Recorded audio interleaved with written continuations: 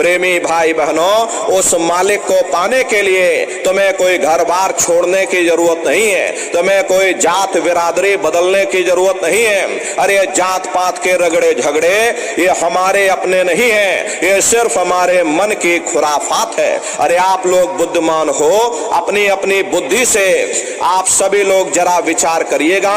जब गुरु नानक साहब नहीं आए थे तब कोई सिख नहीं था, जब मोहम्मद साहब नहीं आए थे तब कोई मुसलमान नहीं था, जब ईसा मसीह साहब नहीं आए थे तब कोई ईसाई नहीं था, और पीछे लौटते चले जाओ तो केवल मनुष्य ही मनुष्य रह जाते हैं। ये रगड़े झगड़े किसने पैदा किए? ये हमने आपने पैदा किए। अरे कोई भी महात्मा यहाँ पर आकर के ना कोई कौम मनाने आता है, ना कोई मजहब चलाने आते हैं, ना कोई जात और बिरादरी को बदलने आते हैं, और ना ही आप हमारे हाथों में ये डंडे और तलवारें देने के लिए आते।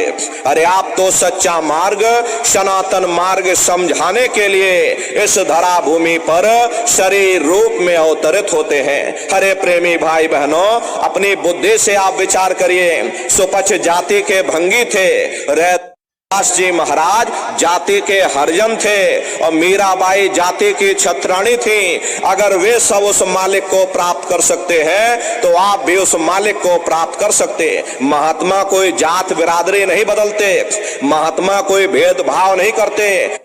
महात्माओं की नजर में सब एक समान है, केवल मनुष्य जाति है। हरे प्रेमी भाई बहनों, अगर महात्माओं ने भेद किया होता तो भगवान राम शिवरी के झूठे बेर नहीं खाते। जाति पाति पूछे नहीं कोई, और हरि का भजय सो हरि का होए। लोग यहाँ जात पात बनाते बनाते मर गए, लेकिन है नारियों, जब तुम्हारी ये जीवात्मा इस मनुष्य रूपी चोले को छोड़ करके ऊपर धर्मराज के दरबार में पहुंचेगी तो वहां न तुमसे ये पूछा जाएगा कि भाई तुम के जाति के हो, या तुम किस कौम के हो, या तुम किस मजहब के हो। अरे भाई तुम हिंदू हो या मुसलमान हो, तुम हिंदुस्तान से आए हो या तुम सीधे पाकिस्तान से चले आ रहे।